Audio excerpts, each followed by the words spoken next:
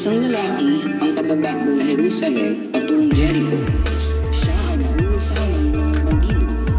Pagkatapos nila siyang magbaray ng sugatan, sila ay umalis. Iniwan nila siyang magdaan ng buhay.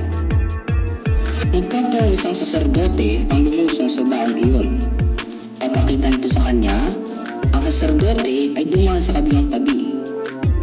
Gayun din naman, isang Levita na nang mapadako doon ay pumunta at tiningnan siya. Pagkatapos nito, siya ay dumaan sa kabilang tabi. May isang naglalakbay na taga Samaria na lumapit sa kanya. Pagkakita sa kanya, ang taga Samaria ay nakabag sa kanya.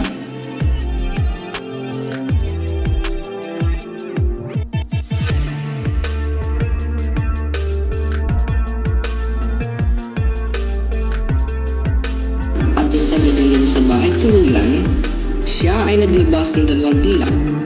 Ibinigay niya ito sa tagapamahala ng bahay tuluyan. Ano gano'n siyang mabuti? Maasahan mo ako.